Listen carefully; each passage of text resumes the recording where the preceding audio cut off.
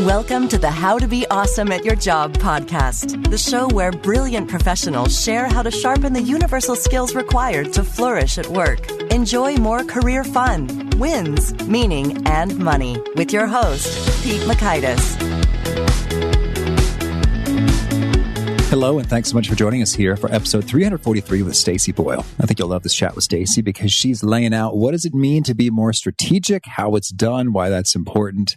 And if you've ever heard someone at work say, you should be more strategic, like, what does that even mean? Well, she goes there and unpacks it in a great way. So you'll learn 1, what does be more strategic really mean? 2, why to always establish the purpose before the method. And 3, the building blocks of smart decisions. So if you'd like to take a look at the show notes or the transcript or the links to items we've referenced, you'll find that at awesomeatyourjob.com/ep343. Now, here is Stacey's story.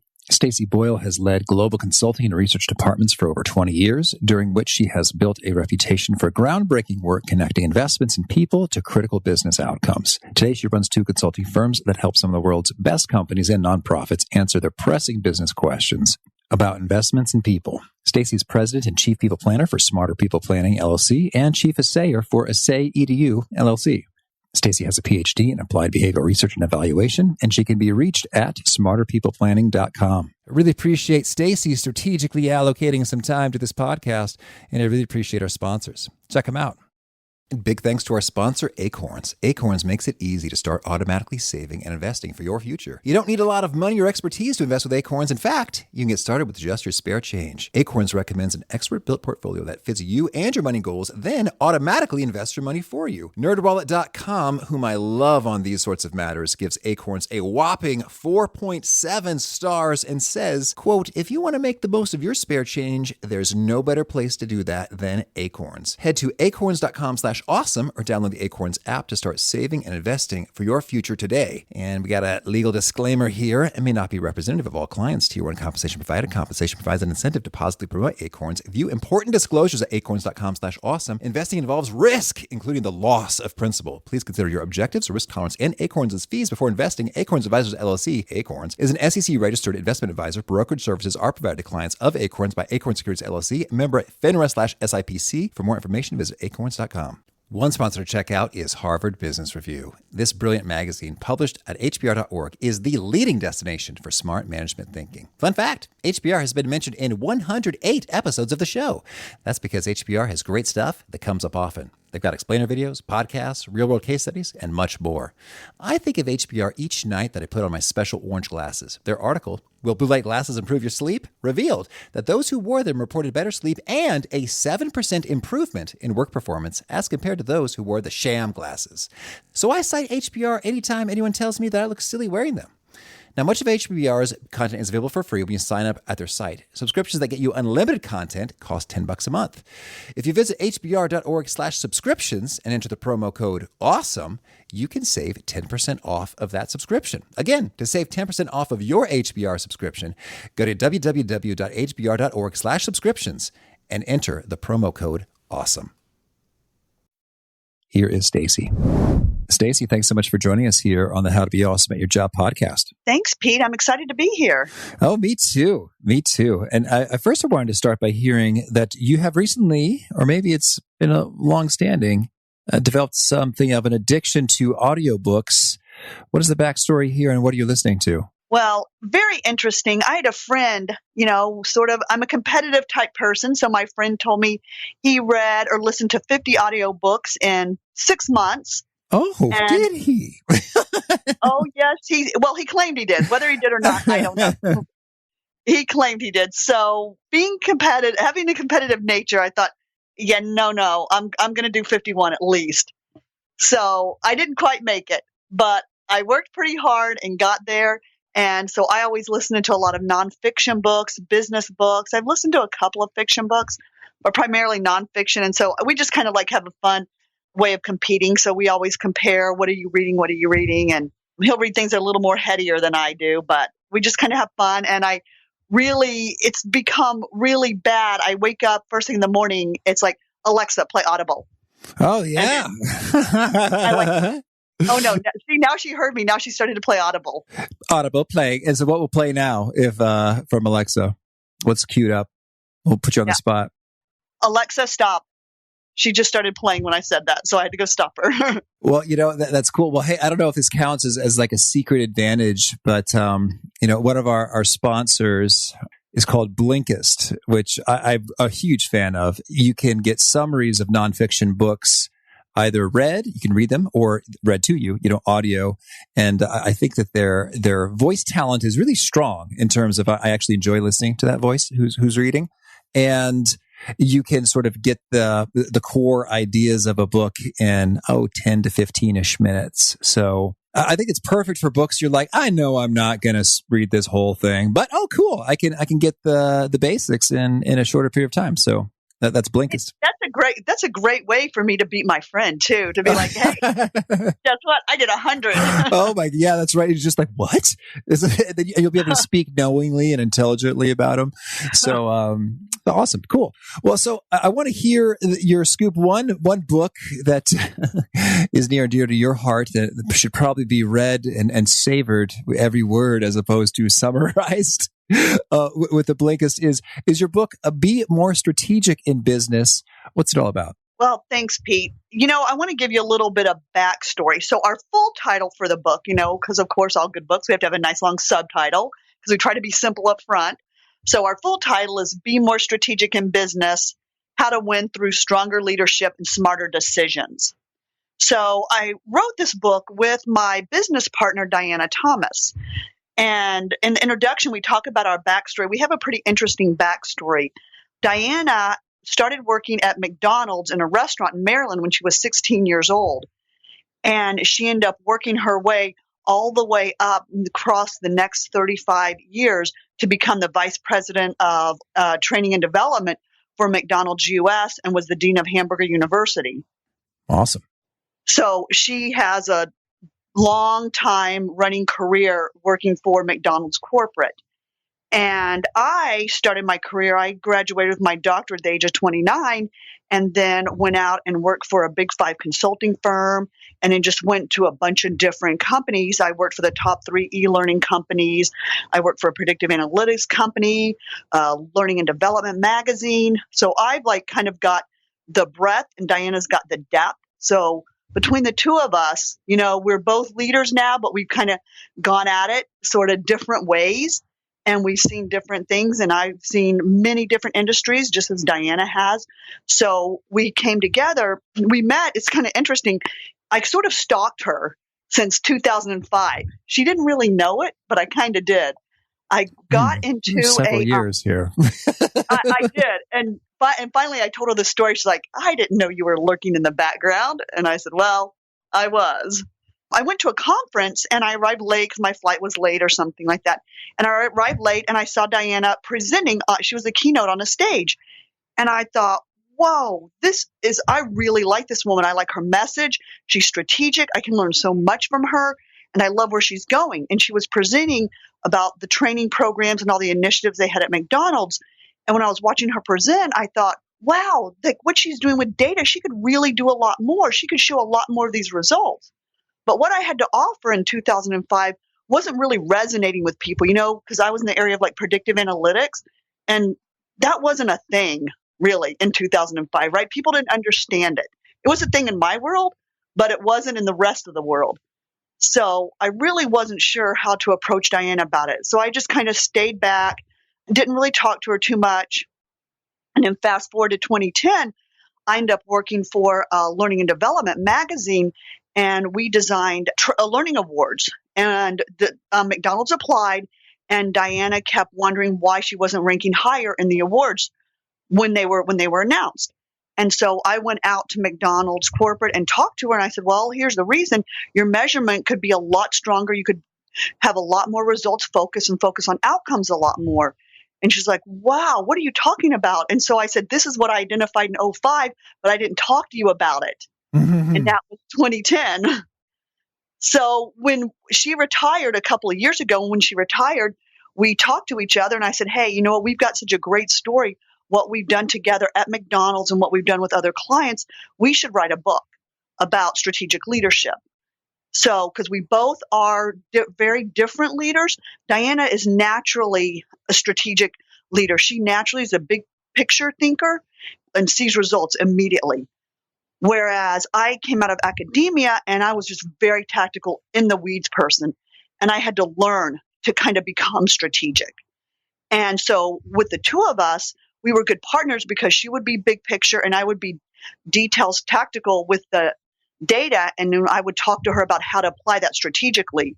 And so that's where sort of, it worked. Our relationship and our business partnership works really well in that sense. And we learn from each other and we leverage each other's strengths. That's great. Yeah. Well, intriguing and beautiful that partnership and how it all came together there. And I do recall, I believe it was in 2007, we were trying to, predictive analytics really wasn't much of a thing. I remember we were consulting a call center and we needed to get some better prediction associated with forecasting of call volumes based upon, the day of the week and where it was in the year based on historical data. And it was really hard. It's just like, hasn't someone already figured this out? Can't we just buy a software that does this for us? The answer was kind of, but not really at the time, I remember. Yeah, no, you couldn't have, but we could have set up a regression model for you and have done that for you. Well, yeah, but you had to do it the hard way. Exactly. It was like, okay, day of the week, the month, et cetera. Is there a holiday? How did it go last year? And so that, which was helpful because you want to have the right number of reps on the phone and not too few and not too many, or you're have crazy hold times that drive people nuts, or you have people just sitting around and kind of spending more money than you need to. That's right. What's the right mix to deliver the right results? That's what we needed to know. Totally. Well, so let's talk about this word strategic. One, what do you mean by it and why is it valuable? And what's sort of the antithesis of being strategic? Okay. So great question. And let me start this. So when I first got out of college, I had my doctorate and I got my first job at a big consulting firm, and I had just gotten married and I moved to the Chicago area and started my big job. And I was really excited and had my 6-month probation performance review. And when I sat down with my manager, he said, "You didn't get a good review." He started by telling me that and saying that people did not like meeting with you. They don't like talking to you. They think you're too in the weeds.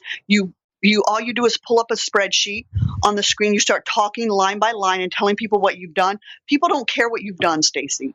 And I was in shock. I was thinking, what? And essentially he was telling me I was being too tactical. And he said to me, "You need to be more strategic." I didn't know what that meant. He didn't tell me what that meant. And I asked him, "What does this mean?" And mind you, this is before the internet, right? I couldn't go Google it and figure it out. And he said, "This is a big consulting firm. You need to be more strategic." And then I didn't know what he meant. Of course, I'm a thoroughbred. So I was like, I'm going to dig in and try to figure this out here. And then I would watch the people around me get promoted. And I'd work really hard. And I'd try to figure out, and I'd ask people, what does be more strategic mean? What does this mean? What does this mean? And I'd watch people and observe. And I got an idea. I started getting better because I'd realized people would come into meetings and start talking about results. They're saying, "Well, we found 10% did this. We've got the majority of the learners doing this. We're seeing this outcome over here. We've seen this change in sales." And I'm like, "But how? And I wasn't realizing I don't need to focus on the how. I need to focus on the results. And so that did not come naturally to me. And I had to gradually learn over time how to become strategic, what it meant.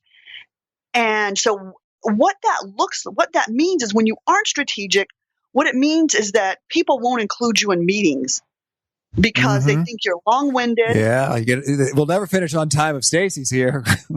That's right. And we're going to get there. And who wants to sit here through this whole spreadsheet, right? And you get passed over for promotions. And guess what? When it's time for layoffs, guess who's the first on the chopping block? Because you're doing a lot of stuff, but is it the right stuff? That's what you have to know. Are you moving the needle with what you're doing? You need to know that. And you need to plan accordingly. Okay. So we've seen very clearly the consequences of being not strategic versus being strategic. And so this word then, part of it's focusing on the results and focusing on the right stuff that's going to truly impact things.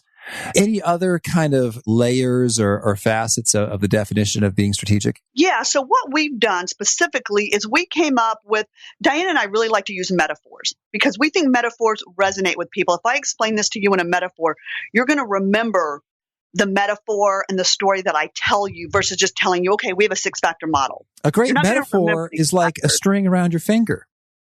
Exactly. See what I did there? Couldn't resist. Yeah. And I love it. Oh, you got it. Yeah.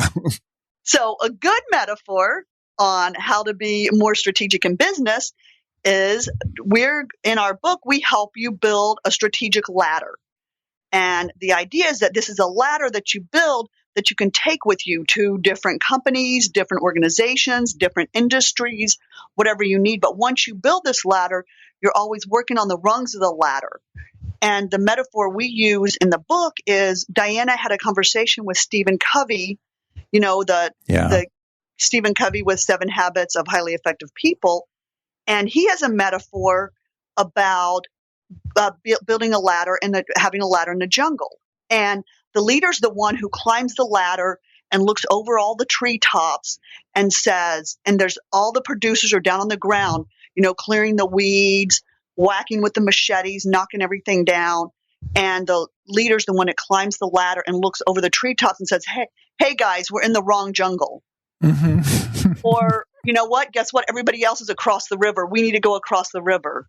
Or, hey guys, keep going. We're doing the right thing. What's so great about that metaphor is if you're the person who's just like sweating bullets with the machete chopping down stuff, and you're like, who's this lazy jerk who gets to just chill out on a ladder? Exactly. He's not doing any real work like all of us over here. Exactly. So they're down there doing stuff, but is it the right stuff? And that leader up there above the treetops can see they are doing the right things to keep the job. And then that leader will have that ladder, and they can move to another jungle. They can move over to a construction site. They can take that ladder and become a firefighter, take their ladder with them. So once you kind of have these core skill sets of being strategic and seeing the big picture, then you can move around successfully and you can be really awesome at your job. Mm-hmm. Okay, excellent. Well, so let's hear it. If someone is a sort of a rank and file employee, not a vice president or a director, but somewhere below that, what are some of the first steps to develop this mindset and this view and becoming more strategic? So what we've come up with is this 6-factor model. And the first factor, so think of the first rung on your ladder, and that's around developing your foundational skills. So how do you do this? This is what I didn't understand back in the day when I was told I was too tactical. This is where you need to understand what's going on inside your organization, inside your industry, outside your industry. You need the big picture of what's going on around you. And sometimes you get that with your onboarding training, sometimes you don't. So the bottom line is it's up to you to understand what your organization is trying to accomplish and how you can help them accomplish that. And if you don't understand that, then you're not going to have the big picture and have clear direction in your job. Okay. Gotcha. And any pro tips on first steps toward that? I think one, look at if you're a new employee, what you get with your onboarding training. You can get a lot of information there. You should definitely know your company inside and out. We always say you need to be at least as well informed about your company as your customers are. So you need to know everything about your company and not just your silo. If you're just sitting in IT or you're just sitting in marketing, you don't need to know just that aspect. If you work for a retail company, you need to go out and shop that store. You need to know that store. If you work for a big consulting firm, you need to understand all the solutions that your organization offers that people can purchase and how do they use it? How do they make decisions with what you give, the services and products you offer? But so Stacey, that's not my job. Yes, it is. You owe everything. You're responsible for everything. Diana says this all the time. You're responsible for everything in a 360-degree radius. So if you don't have to, as a leader, you don't have to go do it. But if you hear of something that needs to get done and you have an ability to help someone, then you need to go do that. Mm-hmm. Absolutely. And that's a great gauge right there, at least as much as your customers know. And sometimes I'm thinking about one of my first internships.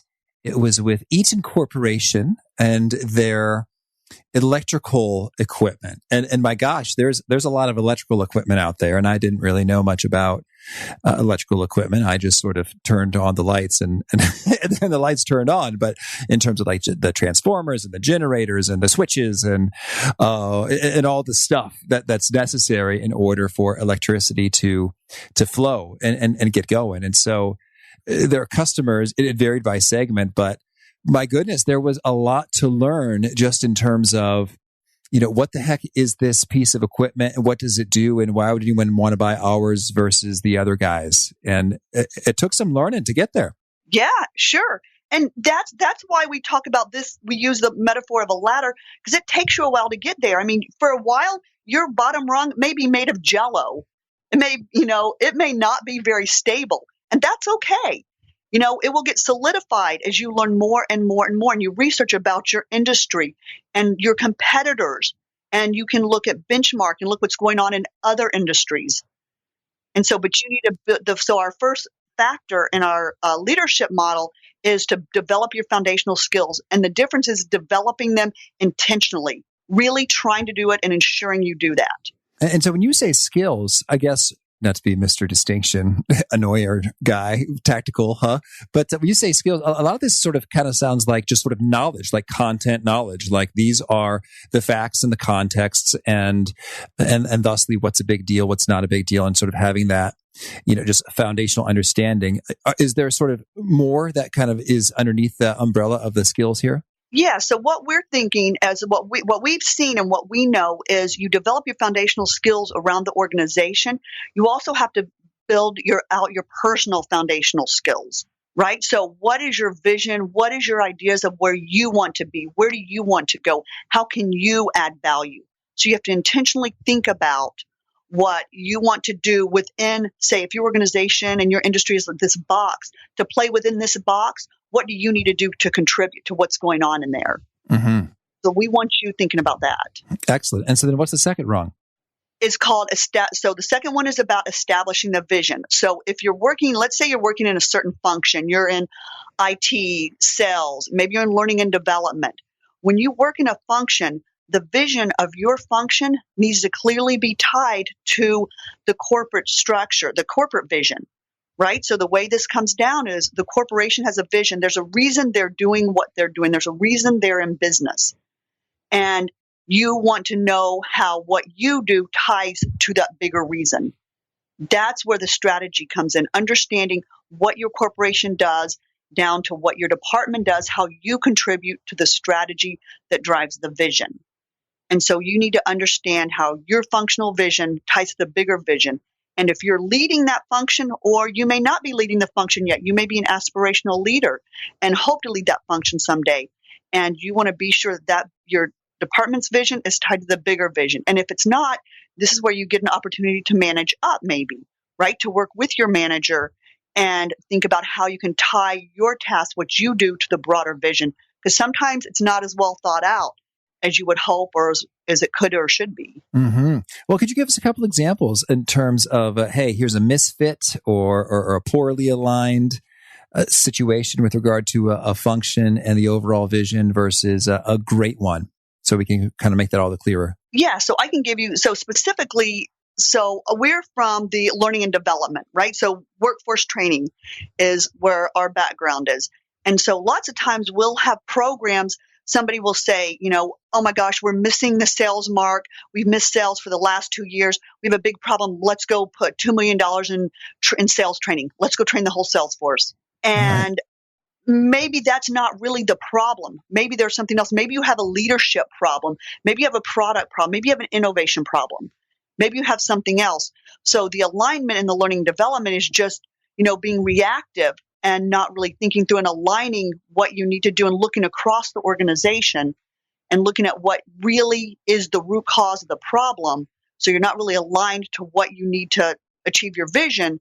And you're going out and you're putting and making all these investments and you're not making an impact. You're not moving the needle. Oh, that is fantastic in terms of it's a knee-jerk response.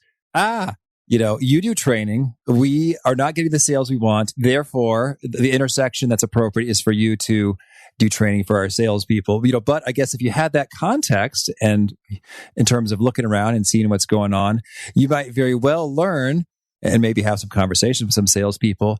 No, it's really hard to sell this product when there's a competitor who has a product that works better and costs less. Of course, Exactly. anybody would choose the other guy over us. So yeah, go figure. We're having a hard time selling it. And so then your role in terms of a training might really be more so about, how do we be closer to the customer to learn what they really need and innovate, or how can we sort of push improvements out faster instead of getting, bogged down by bureaucracy or slow decision making or whatever is resulting in us falling behind in terms of having a great competitive offering that's worth selling and buying. Exactly. And this is actually one of the sort of issues, behind the curtain of learning and development that we have is a lot of investments made in learning and development or what we call faith-based investments.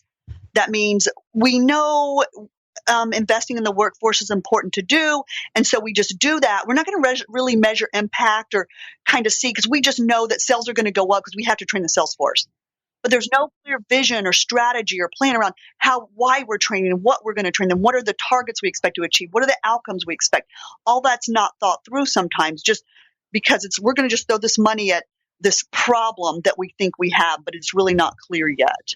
Yeah. I do a training myself. That is a pet peeve. And I'm really careful to sort of capture some figures in the before and after that really do point to a tremendous ROI with regard to, hey, look at all the hours saved from no longer participating in meetings that should not happen, or tasks that should not be done, or analyses that should not have been done or could have been done more efficiently and effectively. It's like, hey, what do you know? 1.4 hours per person. Well, multiply that out. That really kind of adds up pretty quick to recouping your training investment. So I'm a big believer in that, because otherwise, faith-based, I think that's a good way to say it. It's like we're hoping that the money we put here is doing some good, but it's really hard to say. How can you measure that? And it may be tough to measure, but I think you gotta do a little something with regard to alignment and measuring of your training. Well, that's exactly, you hit the nail on the head, because that is rung number 5. When we jump up there, we have a tool that we use called the Impact Blueprint, whereby we encourage people to lay out what is the impact you expect. So you think about what are the metrics that are the leading indicators, just like you talked about, hours saved, time saved, the return on investment. So what you want to do is think about what are the leading indicators and what are the business impact metrics that we expect to show that we've impacted the strategy, the corporate strategy. And you want to set targets to do that. Yeah. So you want to have targets so we know where our destination is, so we know if we reach our destination or we exceed our destination. That's why it's important to have the targets. And we like the Impact Blueprint framework because everything is like on one sheet. It can be simple to complete, but it can also be complex. The good thing about it is it's a strategic, thought-provoking process to go through. And the listeners on the podcast can go to our website, Be More Strategic in Business, and go to resources and download an Impact Blueprint template that we have up there for them. Yeah, that's great. That's great. And so what's the third rung? Is engage stakeholders. All right. So be sure you have, again, it's looking across your organization. Be sure you have supporters for yourself personally as you develop professionally and for your organization. Don't do this in isolation, and do not work in a silo. Because if people do not know who you are and other leaders do not know who you are and what you do, you will not survive. Mm-hmm. That's clear. And then the fourth rung can we hear a bit more about engaging stakeholders? So you say one of the problems is that folks are just not even aware of who you do, of who you are, what you do, and how that matters. And so, what are some of your top tips for that? And I'm thinking a lot of this comes in terms of sort of like the interdepartmental or interfunctional stuff. It just sort of, how do you make that known in terms of, you probably don't want to just, get a bullhorn, but it's important that many people have that awareness so they can know, when to reach out and then to calibrate their own decision making based upon, your group's needs. Yeah, absolutely. And you know what? The bottom line is smart networking. All right.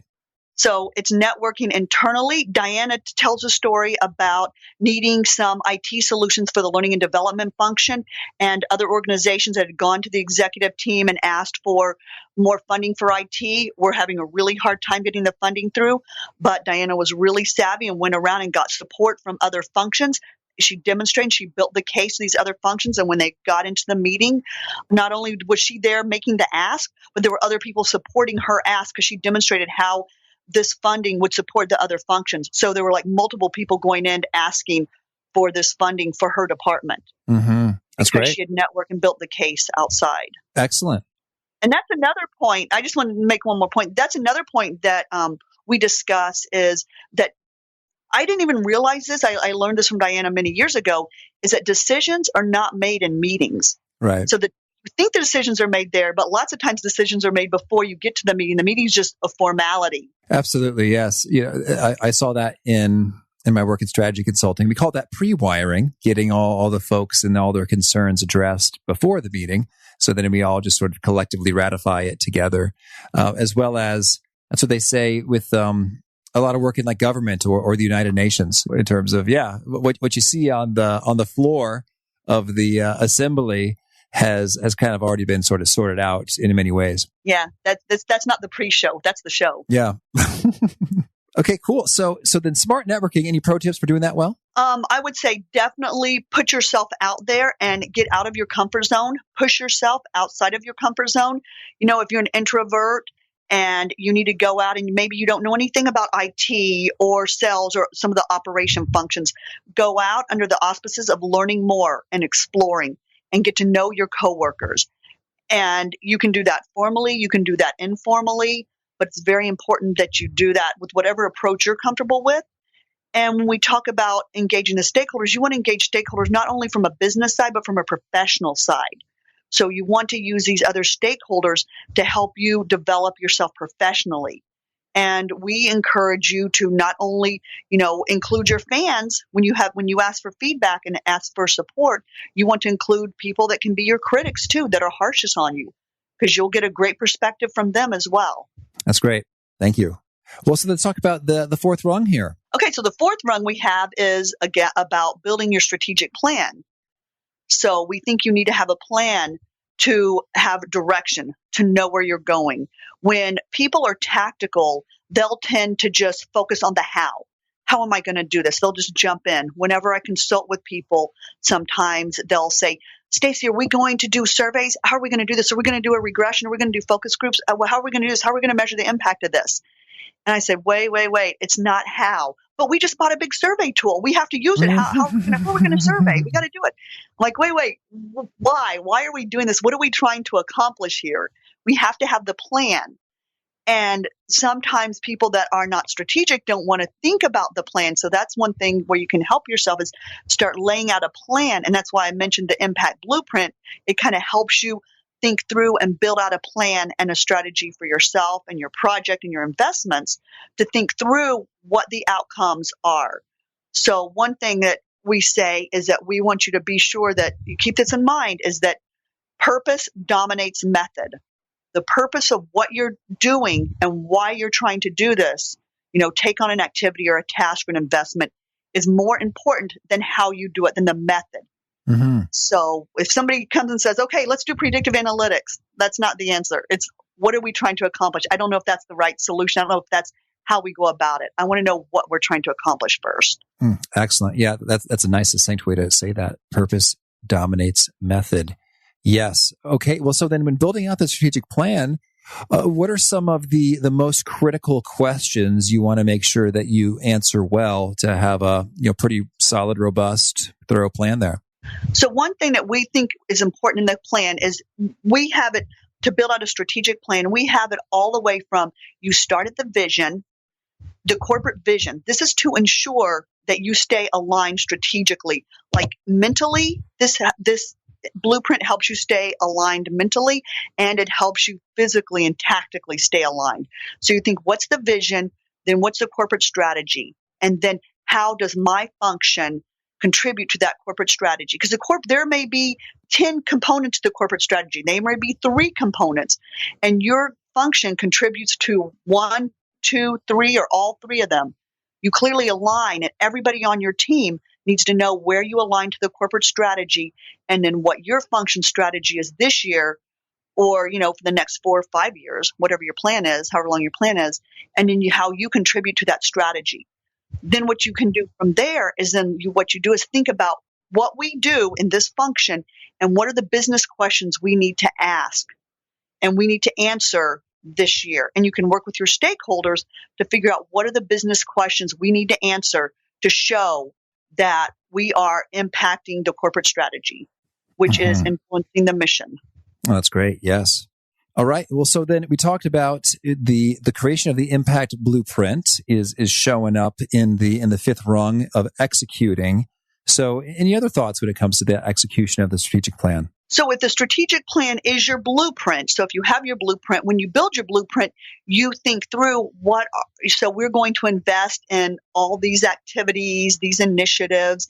And when you build your plan, you think of what are our leading indicators and what are our impact measures that we want to track. You've thought through this and you have some of the targets that you want to achieve. This is where you get into the how we're going to do this. This is where we know if we're doing surveys, if we're doing predictive analysis, analytics, we're doing correlations, whatever we're doing, we have a plan and we're going to measure business impact. And the reason this is strategic is because we're showing the value of what we're doing.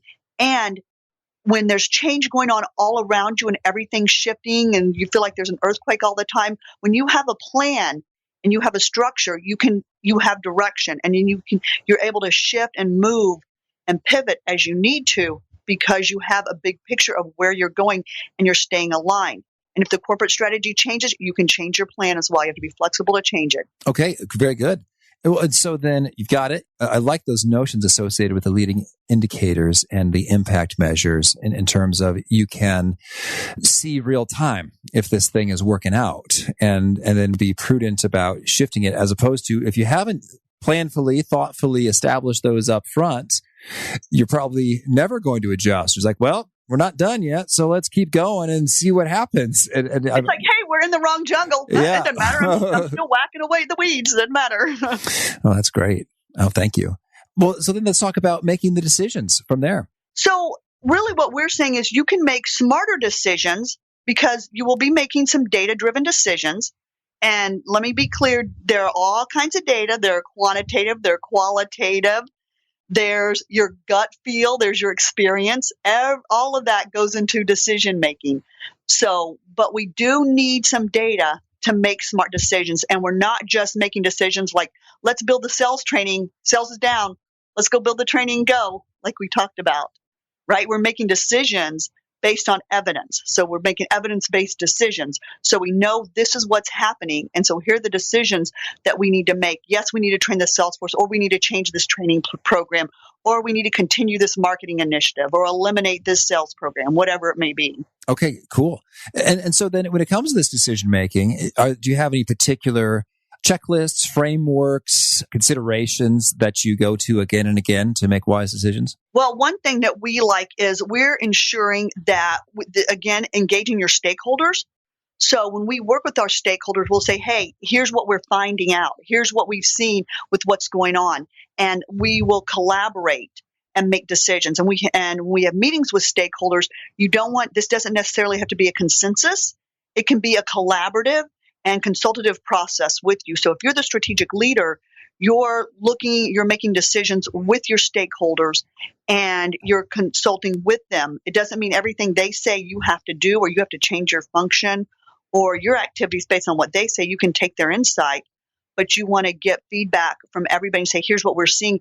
And somebody else may say, hey, we're seeing the same pattern, or no, you're off base because of this. Excellent. Okay. Any others? I think that's it. I think just having a plan and a picture and just being intentional is what's important. And what we like about the latter metaphor is that, like I said, factor 5 is that execute your strategic plan. When people want to focus on the how, the people that don't have, the tactical people don't have the foundation, don't have the bottom rungs. They just take a running jump and jump right on rung 5. and try to work their way up. But you don't have a strong foundation, right? So you may not stay up there. Right. And you may be leaning against a tree, but it may not be the right tree too. You don't know. So we think it's important to, even though we don't really so much like this linear process, but we think this strong foundation is really important to have to make a stable ladder so that you can stay where you need to, and you can continue to see over the treetops. Right. Well, and could you maybe share an example of all of this coming together, each of the rungs and sort of smashing success emerging as a result? Well, I think I might be a smashing success. There you go. So, like I said, when I started at the consulting firm, I jumped right to Factor 5. I came out of college and I was like, oh, I know how to do all this stuff. I'm just going to start analyzing some data, getting some stuff, getting some programs, start analyzing it. I had no idea what the business did. I didn't really know what we sold. I was just doing a bunch of stuff and doing some spreadsheets. And until I learned what I needed to do, until I needed to understand what be more strategic meant and how to act upon that and get those skills. And I learned that through working with a bunch of different types of leaders, different types of organizations, and moving from company to company, working with different companies, as a consultant, working with different organizations and learning and observing other leaders that really helped me to become more strategic. And now when I work with my clients, I have to, it's not natural for me, but I can work with intention and be strategic. And I can get into the weeds too. And I like doing that. But I realize that I have a better impact when I communicate strategically. And some of the tips that we give about communicating strategically is that, one, you want to know yourself. So you want to know what kind of person you are. Like once, again, my feedback. So I kind of knew that I can be long-winded and I can talk about details. And I know how to sort of temper that now. Well, not sort of, but I can temper that now that I know. You want to know your audience. Who you're speaking with. We give an example of if someone asked you, how was your weekend? You're going to give a different answer if it's your mom or your doctor or your partner. You're going to give a different answer to that. So you have to know your audience. And that you want to communicate with intention. And I think one of the best examples of that is, say you run into your CEO in the elevator and they say, so how are you doing, Pete? What's going on? Good. I'm really tired, man. I stayed up all night working on this project. Oh my gosh, I got to go get a Starbucks fast as possible. That's not what you want to say. You want to focus on results. You want to say, hey, remember that customer retention project you greenlighted last month? We're almost finished with it. We're about to roll it out and we're starting phase 2 next week. I'm really excited about it. That's right. That's much better. And that's what you want to say. And that's when the CEO will say, you know what, Pete, why don't you come to my office and tell me how that goes in a week? Check in with me. Yeah. That's what you want. Perfect. And another step that we found in communicating is around giving headlines. This is one thing that I learned pretty early on too, is when you want to summarize information and you want to give the headline. You don't want to give the details. I used to think that I liked the storytelling part of the building up to the aha moment, but that's not what people want to hear. People want the aha. Right? They want the headline. Give them the headline. And then if they want to know how you did it and the details, and they want you to pull out that big 1,000-line spreadsheet with data and all filtered up, then you can do that. But that's not what people want. They want to know the answer to their business question. And you do that up front, and that's being strategic. Right. Yeah. It's not quite like sort of a Netflix drama, which we enjoy being teased and the bits and pieces falling into place. It's a different animal entirely. Yeah, exactly. Cool. Well, tell me, Stacey, anything else you want to make sure to mention before we shift gears and talk about some of your favorite things? No, I think this is great. We're excited. Like I said, we have some resources on the website. So not only do we have the Impact Blueprint template, but we also have a self-assessment, sort of mini self-assessment type checklist for the 6 factors that you can go to our website and download. Oh, perfect. Thank you. Well, now could you share with us a favorite quote, something you find inspiring? So I have 2 quotes. I have a personal quote, and then I'll give you sort of a strategic business quote. So my personal quote is from the movie Auntie Mame from 1958, my favorite movie. And Auntie Mame says, life is a banquet, and most poor suckers are starving to death. Oh, And I love that quote because it teaches me to take risks and to live life and to stick your neck out and be vulnerable and courageous in my personal life and professional life. well, thank you. So that's my personal quote. And then I have so many professional quotes, but one that I really like, I think a good strategic one comes from my favorite blogger. My favorite blogger right now is Avinash Kaushik, and he's the marketing evangelist for Google. And he says, it's not the ink, it's the think. Yeah. And so when you think about that, it's exactly what we're talking about. It's not the details. It's not how big the report is, not how many slides you have in the PowerPoint. It's the thought you put into it. What's the headline? Oh, perfect. Thank you. And how about a favorite study or experiment or bit of research? Well, I have so many my background is in research, but one that I just love that I go back professionally and personally is from Brené Brown. Mm-hmm. I don't know if you're familiar with her. Her Right. first TED Talk went viral in 2010, and she has one in 2013. But she has one, The Power of Vulnerability and Listening to Shame, and Why Your Critics Aren't the Ones Who Count. So her research in vulnerability and courage, I listen to all the time when I'm at different points of my life, and personally and professionally, and I can always pick up a little nugget and find something to apply. So when you're trying to climb your ladder, listen to Brené Brown, because she will help you think about how you get up there and stay up there. Oh, thank you. And how about a favorite book? I would say hands down my favorite book is Freakonomics. All right. It's always been, and then really anything by Marshall Goldsmith. I love his book, What Got You Here Won't Get You There, is exactly an alignment with what we're talking about. All the skills and everything you have that got you to this place in your career may not get you where you want to go. So I recommend the Marshall Goldsmith book, and the classics are the Covey books, The 7 Habits of Highly Effective People. I love the 4 Disciplines of Execution and the Speed of Trust. I finished those, and they're excellent. There are lots of tips and things you can apply immediately. And do you have a favorite tool so that helps you be awesome at your job? I would say that I have a couple things. One, as I just mentioned, Avinash Kaushik, the digital marketing evangelist with Google, he has a blog called Occam's Razor, and I absolutely love it. I mean, he is fantastic. So I'd highly recommend looking up Occam's Razor blog. And something that, I don't know, Pete, have you ever seen The Prophet on CNBC? Yeah, Marcus Lemonis. Yeah, it's fun. I like to watch it with my wife sometimes. Oh my gosh, I love that show. He's so strategic, and he gets in there, and I just love it. So I highly recommend that show on CNBC. Mm-hmm. And what I like about him is that he seems like he really just gets it through and through in terms of how people are people, and they have emotions and things, and yet they also need to be taking the right actions. And so he manages to deal with both sides, I think, quite effectively. Yeah, I agree. I saw one just last week, and he was helping this company, and he was helping them, they make all these personal investments, and he was helping get them on the straight path to success.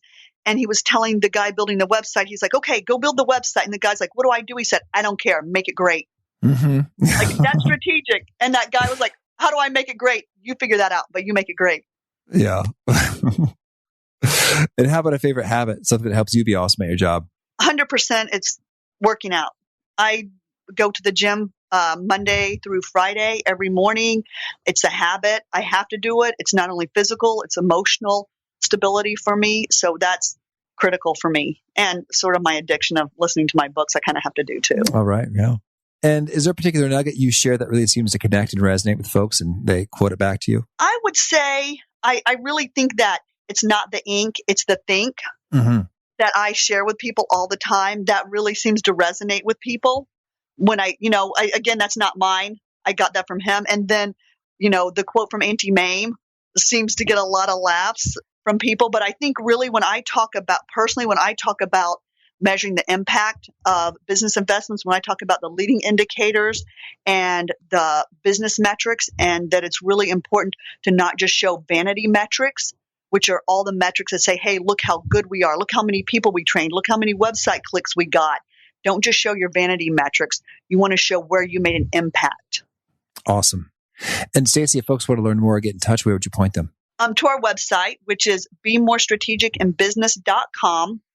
And you can find more information out about myself and Diana Thomas and the resources for the book. Oh, perfect. And do you have a final challenge or call to action for folks seeking to be awesome at their jobs? Yes, my final challenge is to be and stay strategic, to be awesome at your job and have an awesome career. Perfect. Well, Stacey, this has been a lot of fun. Thank you, and keep on being strategic and helping others do the same. This has been a whole lot of fun. Thank you, Pete. I appreciate it. Yes, this was great. I really love Stacey's point about how purpose dominates method and how it's so easy to get sucked into. Are we doing surveys? Are we doing interviews? Are we doing focus groups? What's the thing we're doing? Because yes, that is sort of like the quote unquote real work, where the rubber meets the road and you're doing activities. But if those activities are going in the wrong direction, then you can even be farther away from the goal and where you started. So helpful to be a little patient, to dig in a bit. One of my top strengths is activator. And so I tend to want to sort of get after the action now, but taking that time to ensure that you got the right purpose and you're going in the right direction makes a world of difference. So check yourself if you find yourself jumping to method too quickly prior to hitting purpose. And again, if you want to check out the show notes or the transcript or the links to items we've referenced, it's at awesomeatyourjob.com/ep343. If you have not already, I hope you'll push subscribe. If you do, you'll hear from our next guest. It is Jordan Harbinger. He is an inspiration for me behind starting this whole show. And he is talking about charisma and communicating effectively, relationship building, networking. He's real good at that stuff. So I hope to catch you there. Peace. Thanks for joining us for today's episode. To get the most out of this conversation, visit awesomeatyourjob.com to find today's show notes, transcript, and infographic summary cheat sheet. For more entertaining professional skill sharpening, be sure to subscribe to catch the next episode of How to Be Awesome at Your Job.